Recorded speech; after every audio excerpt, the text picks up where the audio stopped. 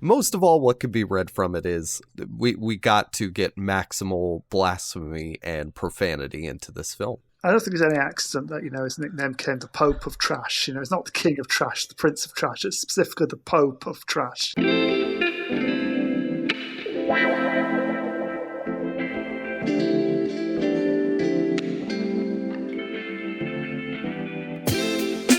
You're listening to Second Cut. This is the podcast where we talk about topics in film theory, criticism, and history because we like doing it.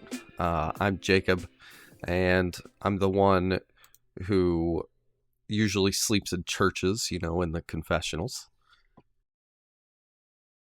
And I'm Sam, and like John Waters, I must have very good taste to understand very bad taste. Ooh, yes. Yeah, that is basically John Waters' whole thing is bad taste. But you alluded to a quote there from it. Do you happen to have the full quote handy? No, I've just got to understand. I think Chris accused him of having been a bad taste merchant, basically, and he just responded with, "To understand bad taste, one must have very good taste." It's true. And he became known quite quickly as the Pope of Trash, and he very much kind of embraced that moniker and that kind of reputation, especially in his early career. Yep, and boy, does it make for some fun and effective, viscerally films. But John Waters turned 80 this year. He was born in Baltimore, 1946, and Baltimore's pretty much his Hollywood. And made a lot of his early films there. I think the major thing you need to know about John Waters, if you know one thing, is that he is gay. And that is important because of the way it informs the types of people in his films, the stories he's telling, the way he treats audiences and culture. I mean, it's impossible to read his films without that knowledge. Yeah, and he kind of assembled this team of kind of misfits around him, and that's basically who made his early films and stars in all of his early films. And they're all kind of outcasts to various extents. They'd be considered by conservatives of the time as kind of undesirables in society. Anyone who's not white, cis, and straight. Anyone with with other sexualities or other lifestyles, bohemians, hippies, anyone into any kind of non conformist kind of lifestyle choices, essentially.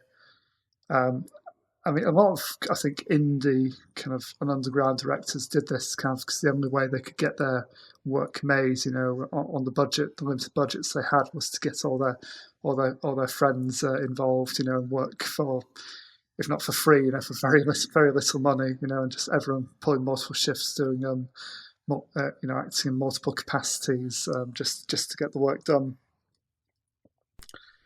So he's definitely embodies that kind of can do kind of attitudes and kind of determined kind of maverick spirit. Yeah, absolutely. And that group that you talked about, they were called the Dreamlanders, and of course the big star from them, the drag queen Divine. And reading about Divine, whenever they discuss what Divine's identity at birth is, Divine's name. I don't know Divine's pronouns because everything, it's all so unclear. Honestly, Divine is a very complex individual, but they were born as... I think with drag queens, I think generally it depends on what persona they're in at the time. So if you talk about Divine, the character, the persona, then it's she, her. But obviously, the former played male parts as well, and he appeared in John Waters' films quite often in multiple parts, usually a male and a female character, sharing the screen. So, yeah, depends on what persona they're at the time, I suppose. Yeah, well, the Divine's name at birth is Harris Glenn Milstead, and the final work that Divine was in was like a sitcom. I can't remember exactly what it was. I could scroll way down here and find it real fast, but it's a sitcom episode, Married with Children, the second season, being referred to like as Glenn for that. So Divine, I mean, honestly, we could just do a whole separate episode. We're going to have to talk about her here. But yeah, just incredible performer and icon. Yeah, there's a very good feature documentary on her, which was out about 10 years ago, I think, called I Am Divine. And yeah, it's fascinating. Like, just, led just such an interesting life, and obviously, inextricably tied to John Waters in both their careers, kind of informing each other and supporting each other.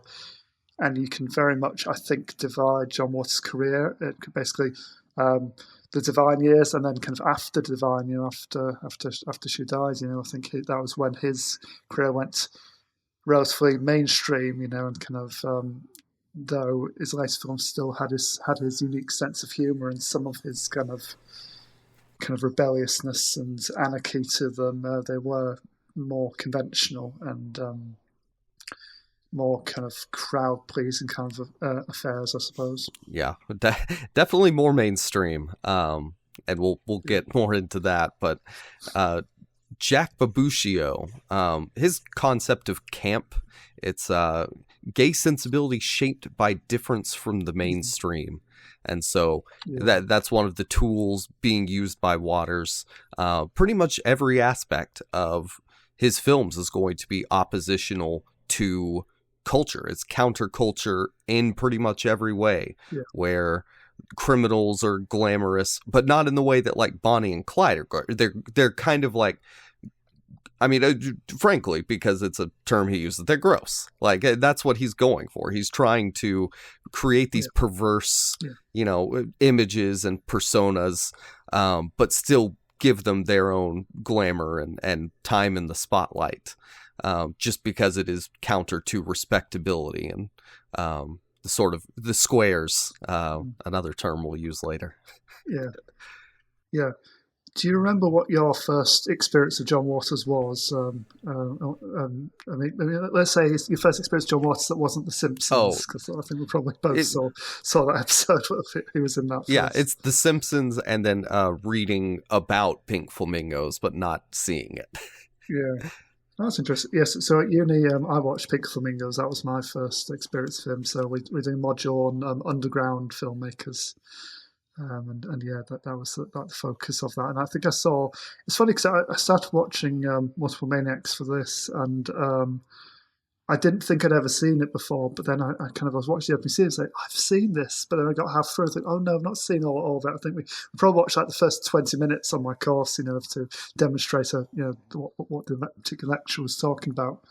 But then, we watched the entirety of Pink Flamingos. It's like a focus film, and it's definitely an experience. I'm we'll probably go into more of Multiple Maniacs, but I think with both of those, I think with his trash trilogy, as he calls them, they're films where I'm glad they exist. I see there's a point to them, and they're there to get a reaction from audiences, but can't say I enjoy them. I can't say I particularly want to see them ever again after seeing them once. They're just they're kind of ordeals for me. But again, good on him for making them, and I'm glad that some people get more out of them than I do. Yeah, Multiple Maniacs is like pretty tame for what I was expecting, honestly.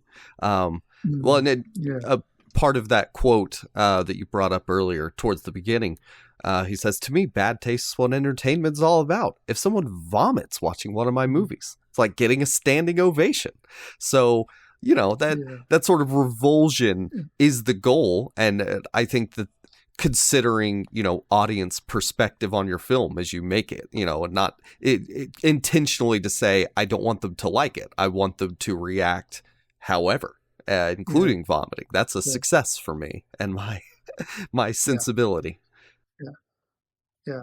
And there's a reason like that Pink Flamingos in particular is kind of held up as that kind of, as like the ultimate in kind of bad taste filmmaking, most infamously, you have the scene towards the end, where Divine, squats down and scoops up some dog shit and puts it in her mouth, and I think that scene was done on the fly. I think they were just thinking, what else can we do to get reaction? And Divine, she was always in for doing anything, just giving anything a go. And John Waters said, "Oh yeah, Divine, look, there's some dog shit over there. Go on.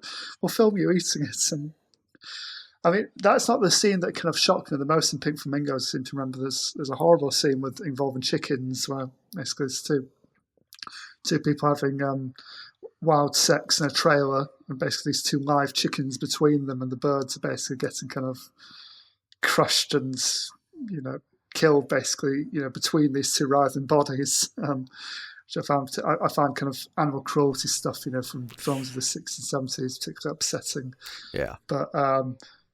But John Watts afterwards, I think he defended that scene. He said, "Well, yeah, obviously, it was bad taste. It was there to cause a reaction, and I probably wouldn't do that scene again now. But in our defence, we did eat the chickens afterwards. They didn't go to waste." Okay. Well, that is a plus. Yeah. And I think we could see in Waters a separation from something like a Serbian film or Human Centipede 2, where the goal of one is horror gross out, and the other is like really stylized, like campy fun. It's just also gross, and I think that his style is much preferable to more extreme gross out horror stuff. It has a sense of humor and fun to it that makes it more tolerable, and I would say better art. If we're talking in terms of like producing art versus just making a movie. Yeah, I tend to agree with that. Yeah, I mean, his early films, in particular, obviously, they were made on a shoestring budget, and just a group of friends in Baltimore just shooting what they could, without permits, and just shooting very, very kind of fast and loose around the city and running off whenever the cops took notice and started chasing them. Would you like to know the budgets of his early films and kind of how they kind of just very gradually increased over time, basically? We could skip multiple Maniacs. I know that one is $5,000 that he got from his dad. Yeah. Okay, so his feature debut, Mondo Trasho, cost $2,100. Nice. Multiple Maniacs, as you say, at $5,000. Then Pink Flamingos, $12,000. Female Trouble, $25,000. That's the other early John Waters film I've seen, by the way, and I prefer that one to either Multiple Maniacs or Pink Flamingos, because it's just a very bizarre kind of sitcom satire, basically. With it's a fun one, that. Then we went on to Desperate Living, $65,000, Polyester, $300,000, and finally gets into the millions with Hairspray on 2.7 and Cry-Baby on 12 million, which must have seemed like an absolute fortune to him when he finally got to making that film, his most mainstream film to date in 1990. And Polyester, they really had to invest for the odorama. Which I didn't realize Smell-O-Vision had been a thing that he was parodying. I thought he came up with Odorama. So that's fun. Yeah. I mean, there is something of a showman about him, isn't there? Like he's like a circus kind of ringmaster, bringing, literally like at the beginning of Multiple Maniacs, bringing the punters in, and just trying to get as many people sat down and watching these depraved sights as humanly possible, but it didn't always work, because his first couple of films, they were actually playing the film to their friends, in dive bars, basically. It didn't really get proper release, proper distribution. And I think he said Mondo Trash Show will never get a proper release because it was made so cheaply, and they spent most of the money on the music rights, and all those rights are basically caught up in very complicated kind of legal IP disputes now. So yeah, he said even if he could find the money to restore it and release it, he said it would just be too difficult, to sort the soundtrack out as well. So it's kind of a shame, but all of his other films pretty much are available and out there. So he's an interesting one to get stuck into. You probably can't watch too many in a row. You probably need to have a bit of a breather between each John Waters film you experience. But yeah, it's interesting. Yeah, that's fair. Cry-Baby, we'll get to it. Not that gross. You can probably watch that. If that's one of the ones, you could stand 2 or 3 in a sitting. Yeah. Yeah. But let's get into, I guess, multiple maniacs, which, really, who are the multiple maniacs? How many maniacs are there in this film, Sam? Is it just two? Is it just 2? Is society the maniacs? Yeah, or is he saying everyone's got a degree of mania in them? Or are we? Yeah, as you say, are we all? Is the audience the maniacs watching these from John Waters' perspective? Perfectly nice people getting up to what they get up to on the screen. Yeah, maybe it's the police or whoever it is that shoots Divine at the end. Who really knows? This is very much like this is basically Breathless. It's about criminals in black and white getting gunned down. It's pretty much the same movie, except not at all. It is the story of Divine, who runs the Cavalcade of Perversion, which, like you mentioned, is kind of a sideshow circus type thing where people go into a tent and look at gross stuff, ranging from, some of it's just men kissing, and then some of it is somebody eating vomit. So some of it not necessarily gross, but culturally off-putting, and then some of it is just gross. Yeah, it's the best sort of satire, isn't it? It's like for all these things that late 60s, early 70s society found kind of intolerable, and it's just such normal stuff, comparatively now. Yes, I did, especially like the early scene, I think this would be a good double bill with Freaks, Todd Browning's Freaks from the 30s. That would be a very interesting kind of discussion to be had and points of comparison to be made. Nice. Yeah, that's a good call. Well, Lady Divine is sort of the head, the big figure of the sideshow, and what Divine does, she robs you. She pulls out a gun and takes your money and makes you lay on the ground, and then they run away. And after this happens, she finds out that her boyfriend David is cheating on her. They have disagreements of sorts that result in them feuding, and Divine needs to go pray about it, and it ends with Divine murdering everybody and eating David's body and then running around like a maniac before being gunned down. Yeah, another gung ho kind of thing that Divine did for the cannibalism scene.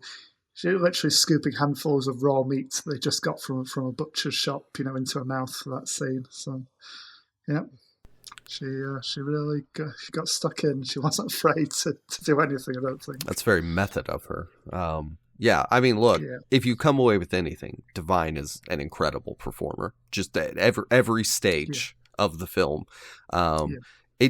Apparently there was a script, so the way they shot this, they shot it on a camera that got sound and video like simultaneously, so they couldn't really mess anything up. They had to know the script.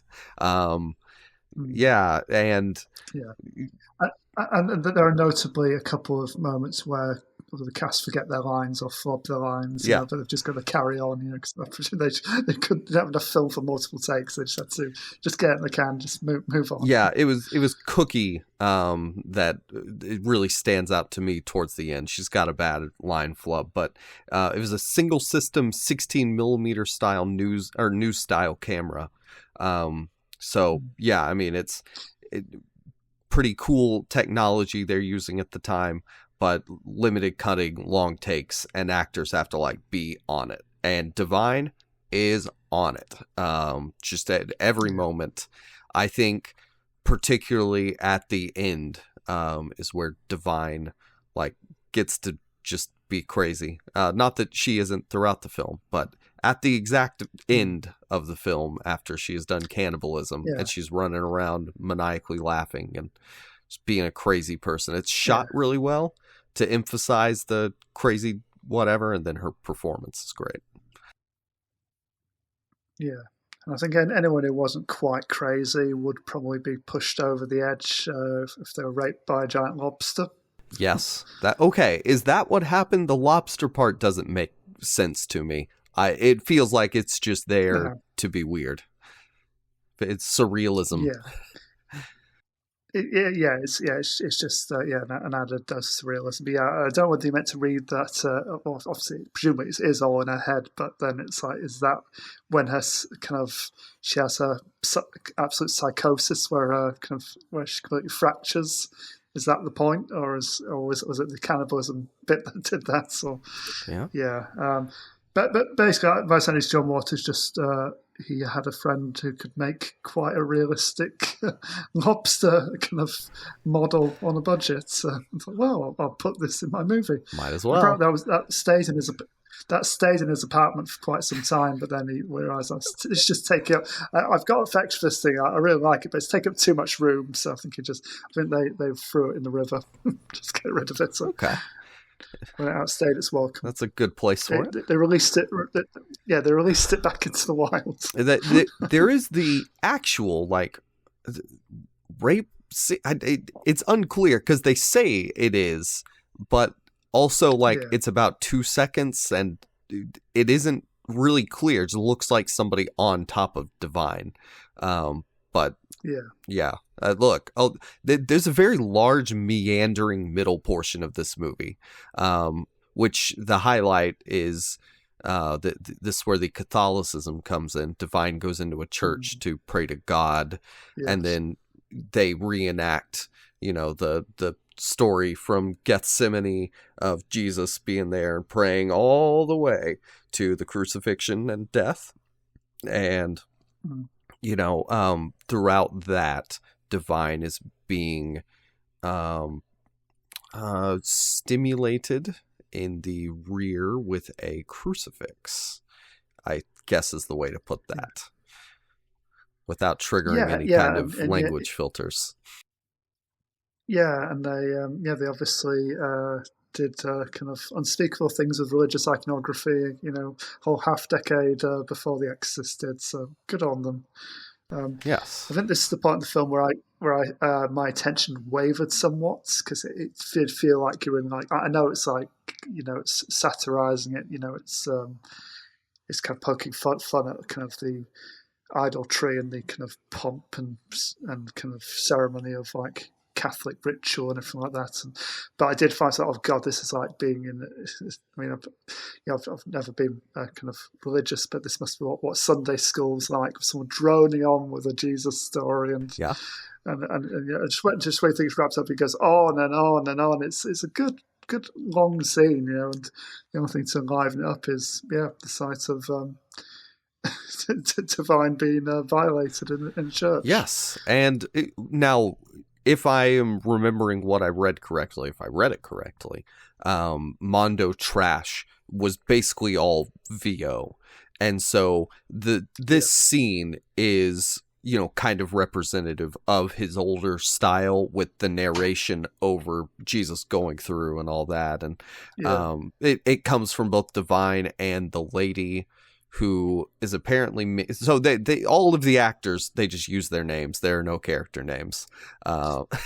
Mink is the lady in the church who comes up behind her. Divine is praying, is like, oh, this lady's a pervert, and then she is a pervert. She was right.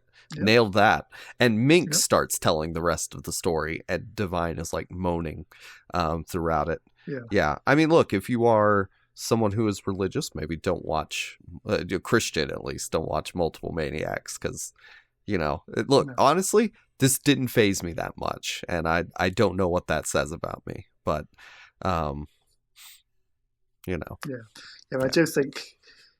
I think John Waters does have a big problem with organised religion. Obviously, as an Apt Catholic, and I think being raised that way brought him a lot of misery, as a child, and he kind of resents it. So, yeah, he's definitely up for making fun of kind of organised religion and everything it stands for, especially how the church did and continues to treat people like him, especially. Yeah, so. Yeah. And I guess, if we're going to like Eisenstein, the way we kind of have to read this is it's some kind of conflict between the imagery of Jesus and the imagery of someone being penetrated by a crucifix. Is it saying that Jesus, the way that people are treated, it is pleasurable? Is it painful? Is it bad? Is it equating religion to, getting whatever violated in that way? It isn't quite clear to me after one watch. I would probably need to read more of what Waters thinks about things, but there's something there.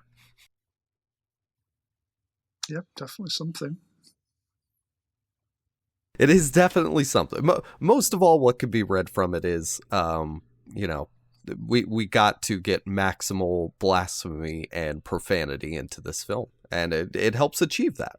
You're really showing off your capabilities as a somewhat of poor taste if you are doing that. So, right on, John Waters.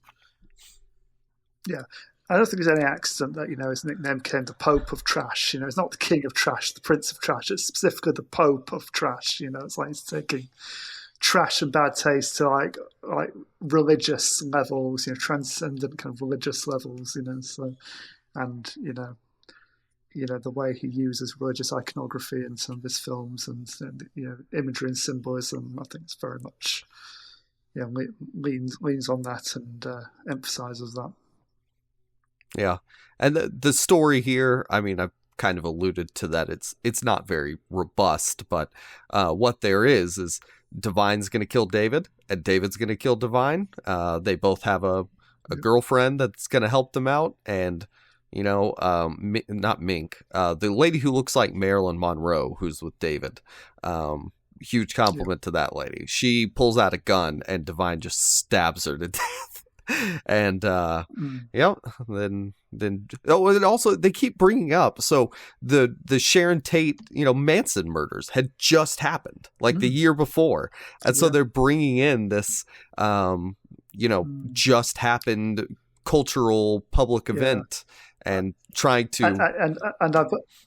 and I did believe originally they were going to imply that Divine was actually responsible for those murders, but then when it came out, that obviously it was the Manson family taking responsibility for it, I thought maybe not. Maybe we'll just leave that as they can have that one. We don't need to kind of adopt that in our fictional narrative. That might be a bit much. Yeah, well, I mean, they do try. Divine says that she did it, and then they get the newspaper and they go, "Nuh-uh, this says that they arrested 3 people." Which, I guess there's something there about like the myth making of Divine, the character within the film, where she's trying to build up this idea of like, yeah, I'm a scary murderer. And I guess it turns out she's right, but she's just exaggerating as well.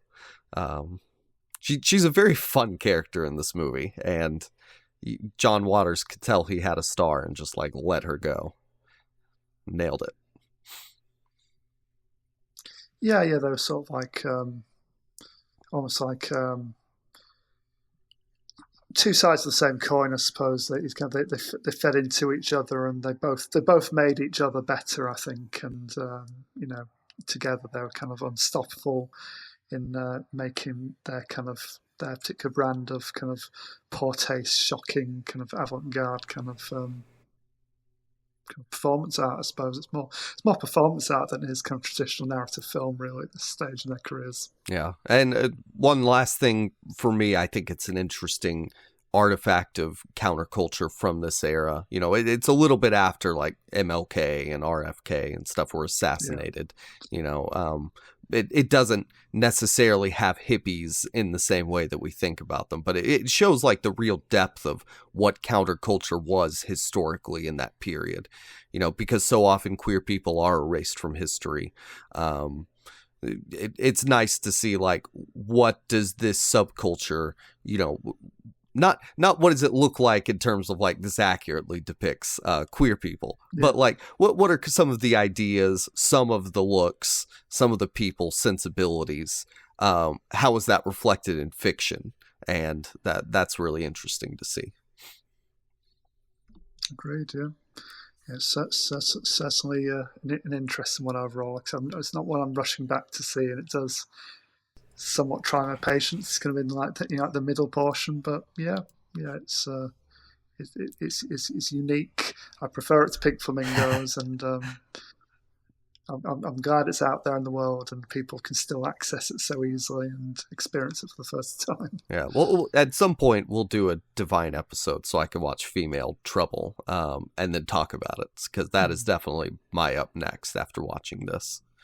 So absolutely, yeah. And these are the two John Waters films in the Criterion collection, by the way, Female Trouble and Multiple Maniacs, and they both look amazing. I mean, obviously, stuff that's shot on film, from this era, always looks incredible when it's just had a bit of, bit of love, care and love and attention given to restoring it. But yeah, it looks fantastic. Both of them look fantastic. After receiving that treatment, and they seem to have aged real well on a visual level, even if it's literally a group of friends, walking around the streets of Baltimore and filming in each other's apartments. It's it looks really good and surprisingly good for a film of such a threadbare kind of budget. Yeah, I don't know. Look, obviously, Waters watched movies before this. He'll go on to parody lots of different types of movies. But, watching this, I wonder if he was watching like new wave stuff or what was inspiring him visually with some of the like impressionistic shots he was using. I'm sure a lot of this was handheld. Yeah, you talk about Breathless. It does definitely have a kind of a Godard kind of feel to some of it. I mean, I'd be interested to see what the French New Wave kind of directors, the KA guys, would have thought of his work, whether they'd appreciated it or whether they'd have dismissed it. It'd be interesting to find out.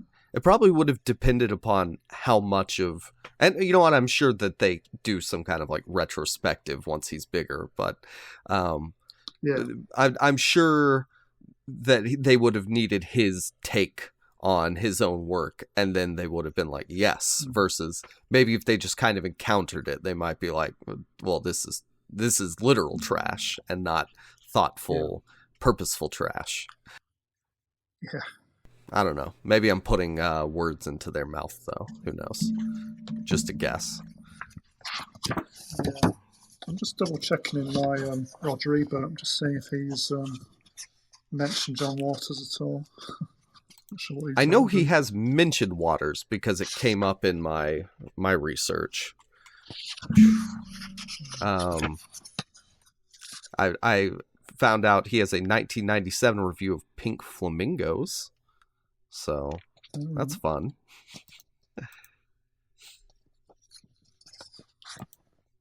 Yeah, nothing's leaping out at me from the index, but yeah. Well, I mean, I think he would be the kind of filmmaker I think who probably would have taken like a scathing kind of critical review as a point of pride, feather in his cap. He'd probably frame them all. Oh, Roger Ebert watched my movie. That's there we go. Yeah.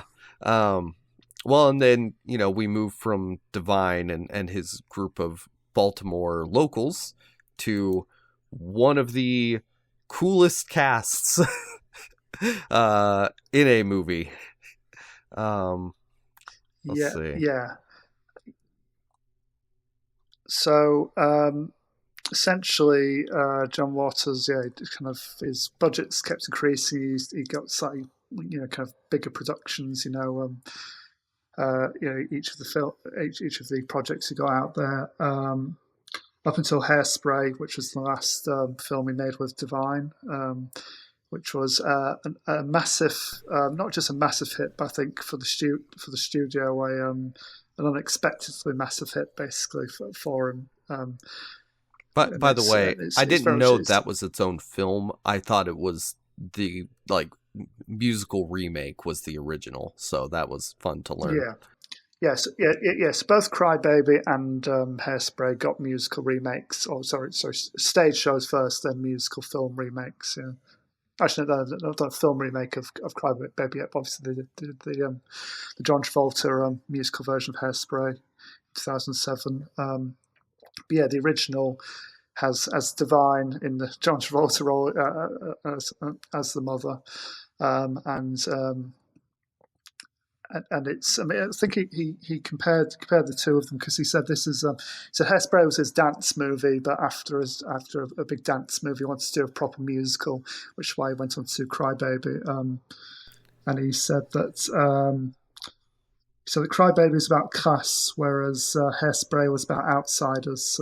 Kind of putting a quick summary of kind of how they're different, but essentially, yeah, Hairspray was a massive hit. So the studios came calling and said, "Yeah, we'll give you a big budget to do a proper musical with known stars, and you get a proper crew, and yeah, you can do what you want basically. The one thing you got to do though, it's got to be a PG-13. That's their only caveats." By the way, so Ebert quotes, this is from Ebert in 2012, his short guide to John Waters. He says, the cast for Cry-Baby is arguably the most intriguing roll call in the history of movies, because of its old Hollywood people, teen idols, underground cinema. Yeah. Is the Patricia Hearst in this? Is that Patty Hearst? Don't know. I don't either. Check. Yes, it is. Yeah, it's Patty Hearst. Okay. But you have John. I mean, so cast in the lead. Essentially, John Waters apparently just bought every teen magazine out there and noticed, there's the same dudes on all of these covers. Nice. Well, I might as well ask him.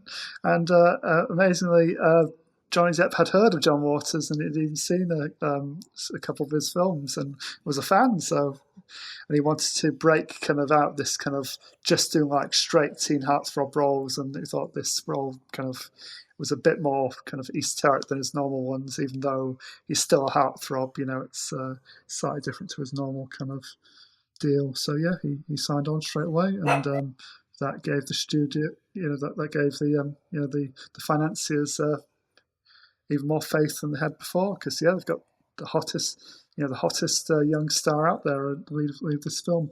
Yeah, Johnny Depp being in this is it's nice to forget about whatever's happened with Johnny Depp, whatever roles and just watch him in a movie. That's fun. Yeah, and you remember just how damn charismatic he was in the early days. He's just such a he is such a star, from the off. So this was loosely inspired by John Waters' teenage years in Baltimore, and in particular his obsession with a greaser boy who lived across the street from him and had a car with flames on the side of it. So she obviously had to get that in there. He had a very fun teenhood, especially compared to George Lucas, if this is based off his life. Yeah, and he was going out with all the kids and trying to get into bars, and if he couldn't get into the bars, then hanging around the back alleys while people bought him drinks, and he chatted to them, and hooking up with guys, in secret and all that stuff. Yes, so kind of the broad strokes of the plot. It's essentially it's a spoof jukebox musical, Romeo and Juliet, set in a Baltimore high school. That's how I describe it. And it's so wholesome. So it's very I don't know. You just feel good.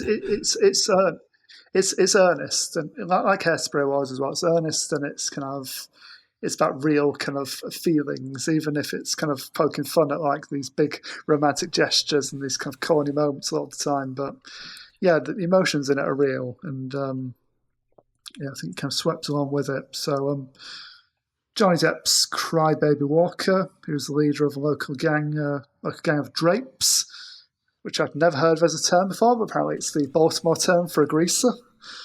And he falls for Allison, who's from the rival gang of squares, who are basically jocks or preps, I suppose. Yeah, but they're also so that word obviously comes to mean nerd, and they are kind of filtered through that, despite being jocks.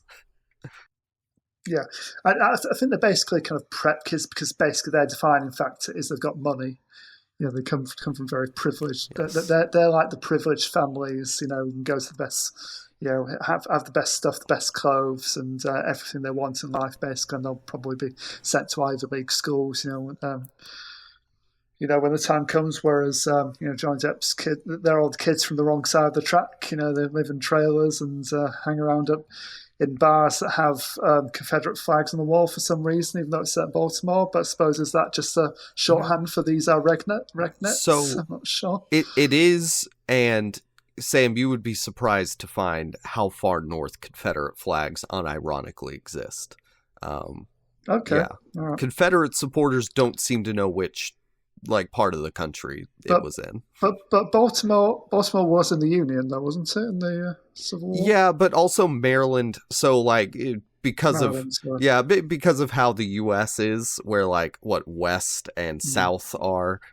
Maryland's in a very weird near south area where there's a lot of mixing with Virginia and D.C. and right. It's mid-Atlantic, but close enough to the south that you'll find it. Yeah, it doesn't make sense. So Cry-Baby falls for Allison, who's played by Amy Locane, who's in her first film role, and I think she was 17 on set of this, and basically had her mum on set every day, watching her every move, including watching her French kissing scene with Johnny Depp, which must have been very awkward indeed. So that they fall for each other. The gangs kind of fight over kind of the relationship and territory, and just who's cooler, who's the boss in their town, and all that stuff. There's a big fight, and essentially, Cry-Baby's sent to juvie. Where he becomes a ward of the state up till his 18th birthday, but essentially he's locked up. He's institutionalized, and all the while outside the prison, Allison, she's sort of been kind of almost indoctrinated, by these rich families, and kind of she got a square kind of boyfriend, but kind of this a feeling of rebellion in the air, and people are protesting kind of Cry-Baby's treatment, and somehow they managed to protest outside the prison and kind of try and stage a breakout, all the while appealing to the warden, to reconsider and to release them. And it all comes to a head in a big musical finale, which comes down to a game of chicken while singing, and it's driving at each other, tied to the roof of their cars while singing at each other, while Cry-Baby's sister is having a baby in the back of his car as well. So yeah. And it's got everything. It's got everything going on. He also goes to jail for being young because that's the real crime. I mean, I'm going to come to the courtroom scene because it's hilarious. But basically, this it looks like a 50s movie, like an Elvis movie, essentially, and it's a conscious stylistic choice and a deliberate throwback. That's the kind of movie that kind of John Waters loves. They kind of grew up on. He wants to do a film in that era, about kind of his teenage years, essentially, but also kind of referencing the kind of films that were popular with kids at the time. But it's also very much a John Waters film, because though it's, by his standards, relatively clean and kind of cuddly, it's got kind of self-aware humour and a real absurdist edge to it, and some surreal kind of moments, and also very consciously and explicitly comments on the politics of the years that would follow. So, though it's set in kind of the very early 60s, I suppose, it references kind of the administrations that were to come. So they reference Nixon and Roy Cohn and various other people, and it's almost like kind of a self-aware kind of point to the audience. It's like you know what's coming, you know what's going to happen, and what these kids are going to go through, and what John Waters went through, but.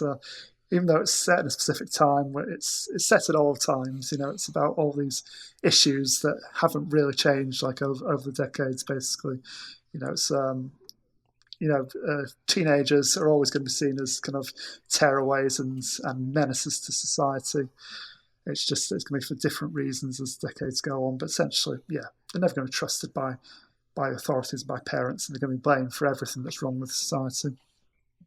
Yeah, and also there's Hatchetface, who has a weird face. That's probably the most John Waters is the actress with not stereotypically attractive face. Yeah. Okay, I'll come on to that now. Then, shall I? I mean, I was going to kind of say that, but sorry. So, hang on a sec, where has it gone? When Waters came to cast the role of Hatchetface in March 1989, the character was described thusly: "She's got the body of Jane Mansfield and the face of Margaret Hamilton. Okay, and nobody gives her grief." And to find a suitable actress, Waters placed a print ad in the local paper that simply requested, "Wanted, girl with a good body and an alarming face who is proud of it." Oh man. Yeah, and and she is amazing, and I think she became kind of part of his kind of regular kind of group of kind of performers after this. Kim McGuire,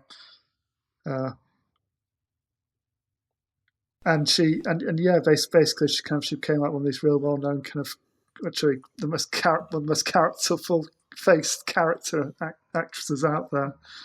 I mean, and when I first saw her, I was thinking, God, this clearly has to be a joke, because, like, for one, they're all. I mean, I know we're used to high school movies where, like, all the high schoolers are played by people in their 20s. Yeah. And, Johnny Depp was 24, 25 here, I think. But she's literally at least a decade older than the rest of them. She's meant to be like his sister, that's fairly kind of close in age. Sister or cousin, relative anyway. I mean, kind of the tone set, I think, from the opening of this. So you start off with the old kind of Universal logo from they used through the 30s and 40s, and then straight from that to Man's Cry-Baby, illustrated very on the nose by a lot of teens crying at having their polio vaccinations. And it that kind of scene kind of sums up, because it's like the typical John Waters mix of like kind of awe shocks, kind of corniness, straight kind of kind of just in terms of the tone of it, it's and then just random bits of grotesquerie just chucked in there, just simply just for the shock value, but just not remarked upon. You just move on from it. It's like, oh, that person looks weird. Oh, that person did something really strange there, and this just happened, but we're not going to dwell on it, we're not going to mention it, we're just going to carry on with what we're doing. And very theatrical, where Johnny Depp and Allison are forced to the front of the line because they are the main characters. And every time one of them cries, it's like just one fat single tear running down her cheek, very kind of picturesquely. And they obviously, that's their meet cute essentially, and she meets his gang outside, and is it her?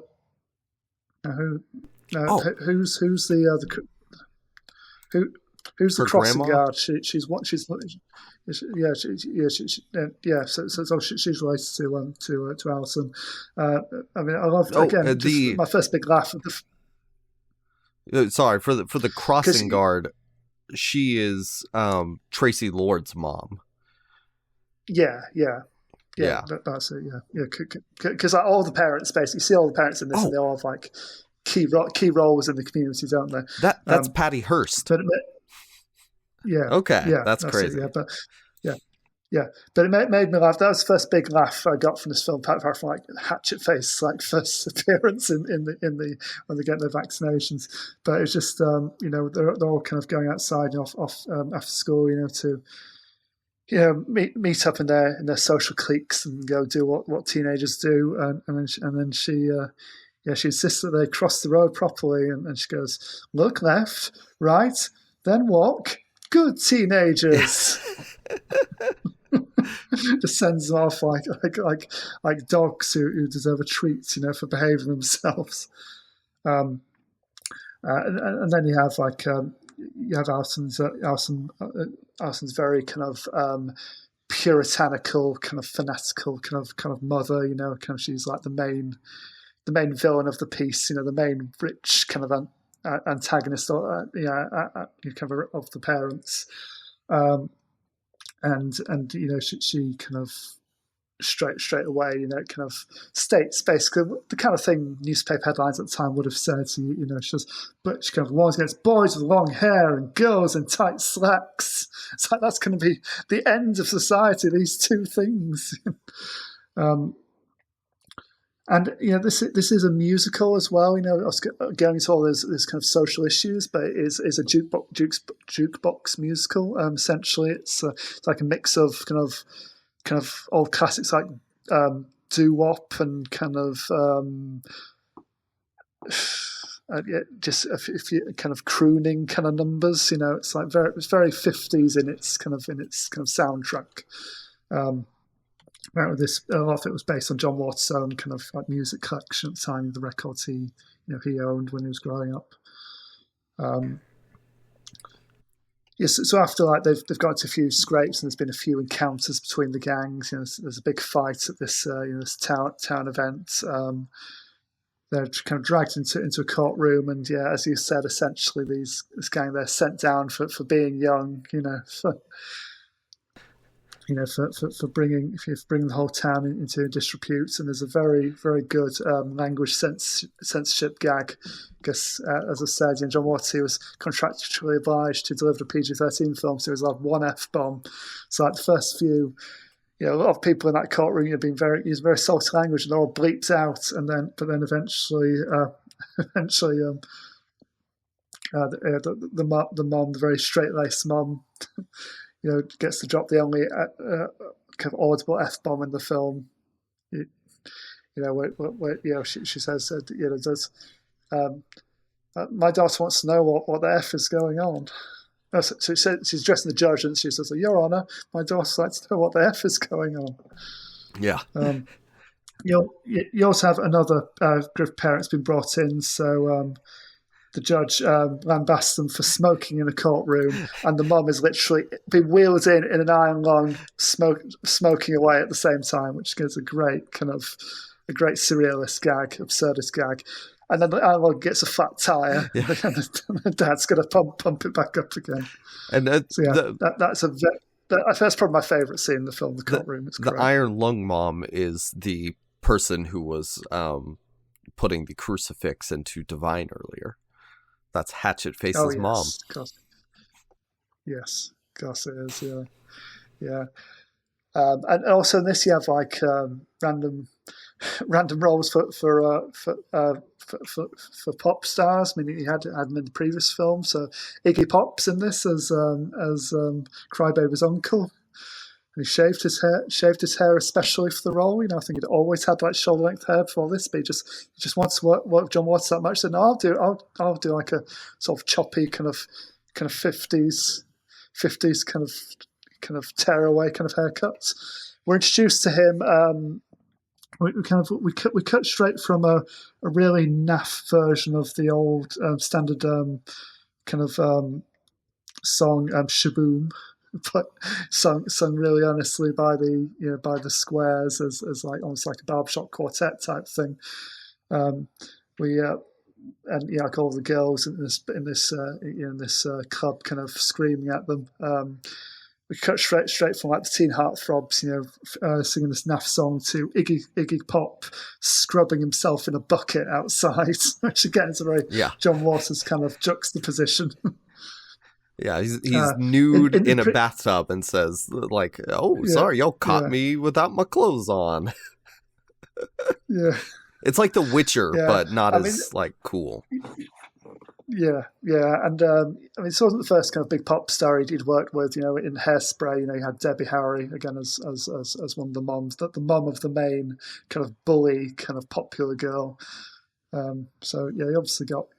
I think he moved in those kind of circles. I think he hung out with quite a few cool people from the cool kind of mavericks from like the entertainment industries, basically. So I think people are queuing up to kind of work with him, to say, I did a John Waters film. I was that daring. I was part of that kind of that kind of disreputable kind of master of trash.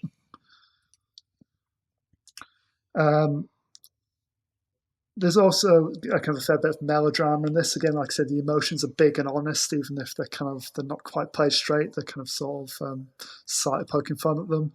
You have like when Cry-Baby's in the prison, you see Alison kind of actually crying all her tears into a jam jar so she can drink them, drink away her kind of sorrow and her grief for everything. And you think that's really dramatic, but then you have Johnny Depp kind of leading all of his kind of cellmates in like a really kind of mopey kind of doo-wop number. Yeah. Kind of dance around their dormitory. That's just after you've got Willem Dafoe in his one scene cameo. I think he's on screen for about a minute. And he basically just walks in, slaps Cry-Baby's ass, and basically goes this big monologue about thanking God for all these horrible conservative people, essentially. So he reels all them off. So he mentions Nixon, he mentions Roy Cohn, and he mentions a few others I can't remember now. Yeah, and by the way, Willem Dafoe is looking real old here for 34, 35. Our buddy Joe just turned 35, and man, Joe, you look nothing like decrepit 35-year-old Willem Dafoe. He's always been craggy. Maybe it's the cheekbones. I don't know. Is the cheekbones age you? If like you've got cheekbones, you can cut glass on. I don't know. Like he's very much himself. Like you watch this, you go, "Oh, it's Willem Dafoe." Why is Willem Dafoe looking like he's the same age he is now? Yeah, it's true. I mean, he's a very well preserved, like 70-year-old. To be fair to him, I think he's aged pretty well. So I think some people just kind of grow into their kind of the age they're kind of born at. So there's some really good kind of. I think all the musical numbers in this are really well done. Obviously, they're all kind of standards. I don't think they're original songs. So it's kind of the kind of the versions of kind of previous kind of chart hits, but all lip synced too as well. Because though I think John Waters says he knew kind of Johnny Depp could kind of sing, but he wanted someone who could really belt out the numbers. He wants a trained singer basically. So he got James Intfeld and Rachel Sweet to do the singing for Johnny Depp and Amy Locane. Because again, he just wanted people with like powerful voices kind of lead these numbers. And they're all quite elaborate kind of musical sequences, with choreography and kind of lots of people on screen at once. I think you can see where the budget's gone in this, because he's got involved proper sets and proper costumes, proper locations, and lots of period appropriate like vehicles and just little things to bring you into that kind of time and place. He's not just going out on his normal streets of Baltimore, though he does still use Baltimore, but there's studio-bound stuff here as well, he can finally afford to do. I think one of his collaborators said it's a Brooke Eaton, who was apparently he was the property master on this, so obviously involved in all the kind of costumes and vehicles and everything like that. He remembers that Cry-Baby felt like we finally had money for the first time. It was a bigger crew. There were people who weren't just family members. And it felt like there was a little bit of legitimacy about this compared to John's other work. So saying, we're making a proper movie finally, thank God. Nice. And it's definitely got that kind of feel to it. Feels like a proper movie. They even afford like a helicopter for like a couple of scenes amazingly. I mean, it's a small helicopter, but still a helicopter. Because this when Hatchetface another one of his gang, try to break him out of prison, so they kind of fly into prison, kind of try and tunnel him out, basically. Yes, I mentioned that Locane's mother was on set at all times. There's another incident when apparently Traci Lords was she had a visit from the FBI on set one day because she was being questioned about her involvement in a porn film when she was underage, essentially. And basically, this is such John Waters thing. The whole cast and crew banded together and kind of threw them off her scent, basically hid her away, kind of claimed she wasn't in that day, and made her excuses.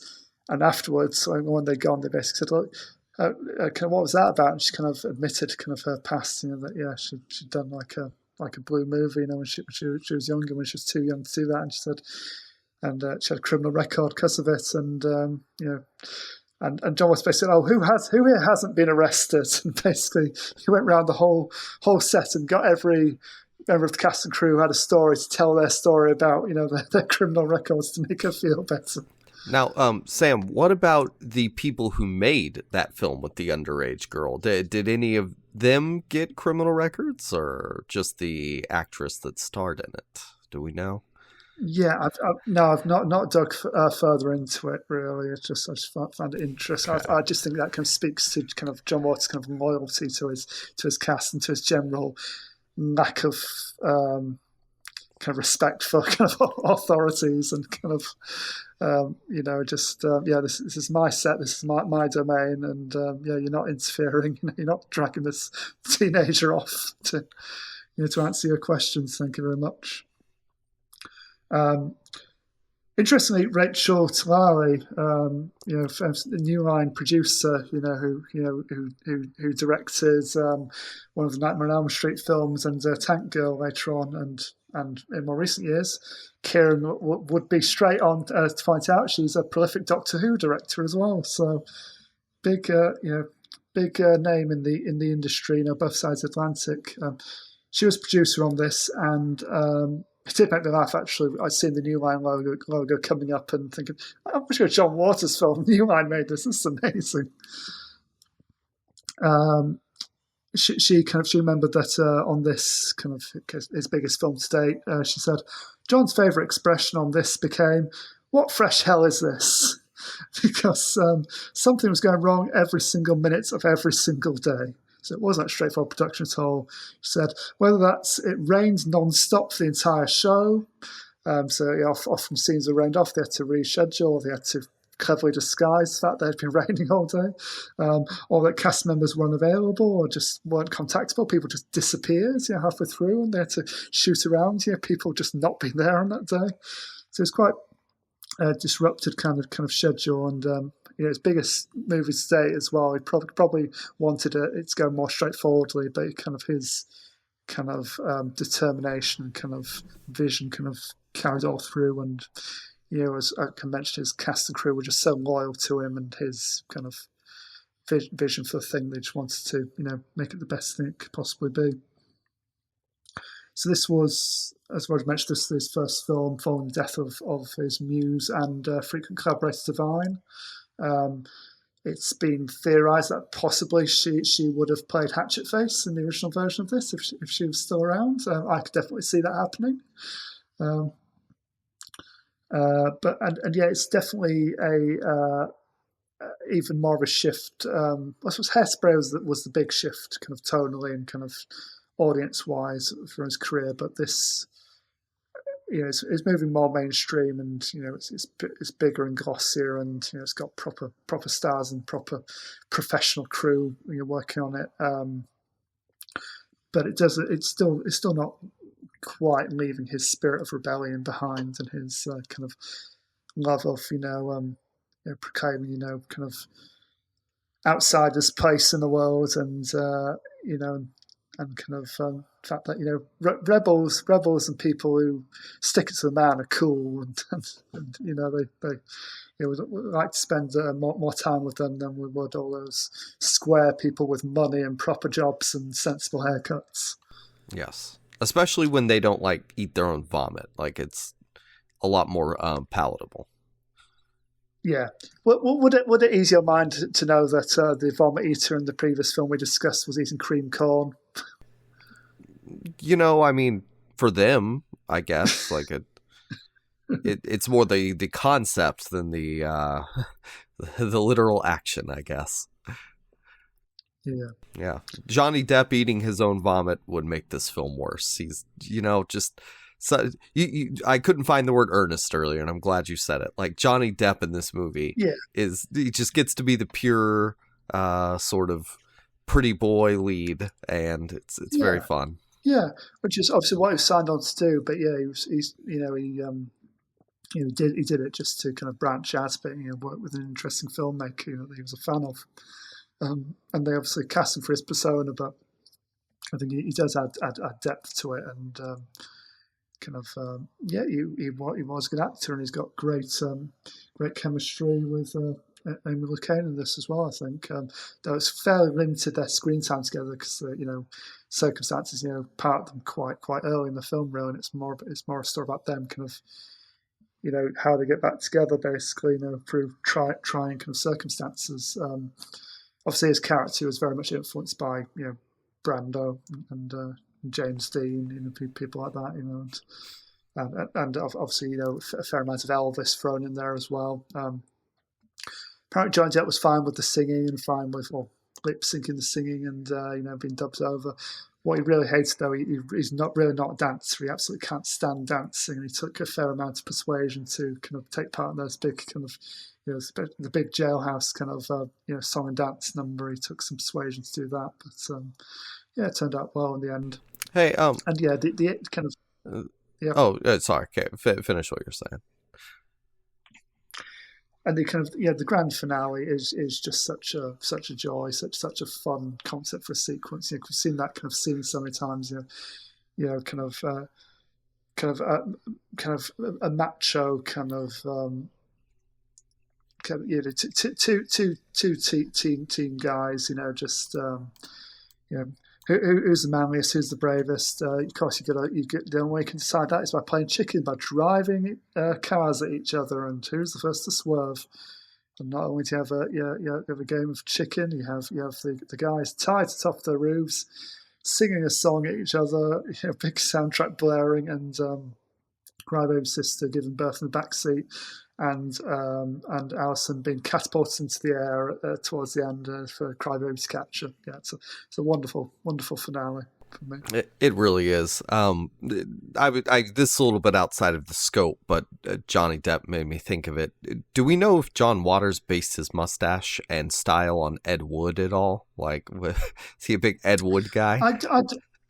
I don't, but it wouldn't surprise me. I mean, I'm sure he liked Ed Wood because I think that would probably fit into his love of bad taste, kind of trash, essentially. And there's some amount of camp, obviously, to Ed Wood as well. So, yeah, we've not done a full episode on Ed Wood before, have we? We covered the Tim Burton film, I think, but we should probably do that at some point. Yeah, well, it just made me think, I'm going to go work with a weird director, and then that would be the rest of Johnny Depp's career.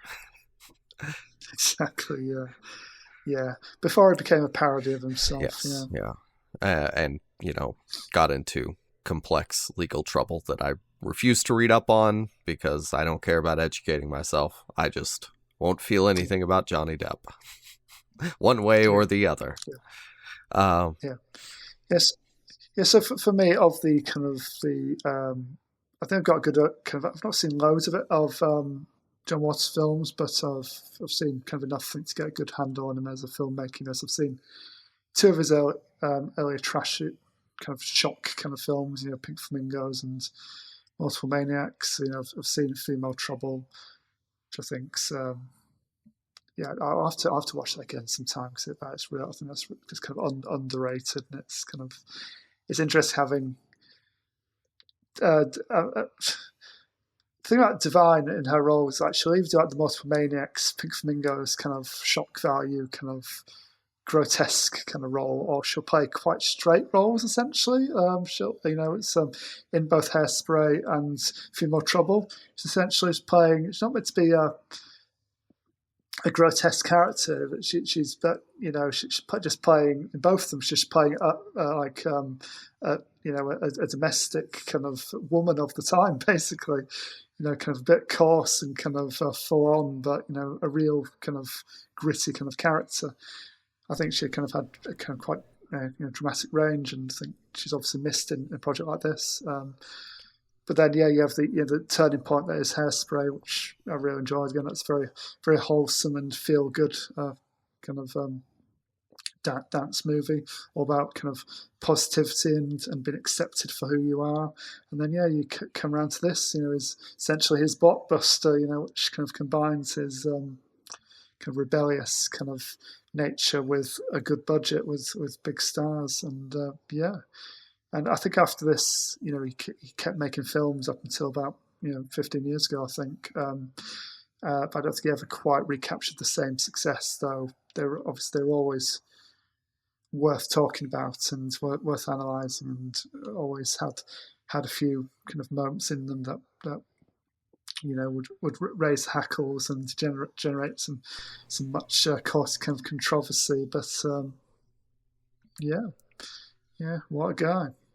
Yeah, I'm glad you mentioned where exactly, but before Divine's death, she would have been included in Cry-Baby, potentially. Hatchetface, good call, but it would have been funnier for Divine to play the conservative, angry grandmother.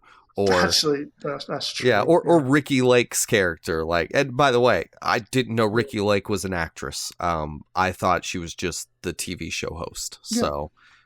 So I mean, she's best known as an actress for her work with John Waters. So obviously, Hairspray was her breakthrough, and then she came back in this pretty much straight away. So yeah, that was a fun learning experience for me, because I only know her as did TV talk show. So good to know she came up through John Waters.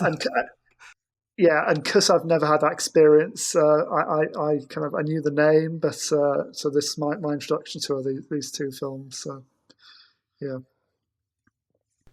Nice. All right. Well, that's it for this John Waters episode. John Waters has enough movies. We could just do them again. We have plenty of topics where we can include his films, and maybe we'll do Divine at some point, because Divine is a fascinating figure. But that'll be for another time. Until those times, Sam, where can people find you? You can find me at SSP Thinks Film and at the Second Cut Pod Substack, where this week I've posted my review of Lee Cronin's The Mummy, which I really enjoyed. Jacob didn't, so no. But read my review, see the film, and make up your own mind. Yes, you can find Kieran at KJudgmental. He is hard at work being a real scholar and not just a guy on a podcast. And you can find me at Jacob Film Guy, where I don't write anything. But you know what? I'll review Lee Cronin's The Mummy. Go watch Evil Dead Rise. And there you go. You've seen it. Except there's a mummy. So you can find us at Second Cut Pod and email us at secondcutpod@gmail.com. And that's it. Thank you for listening, and goodbye.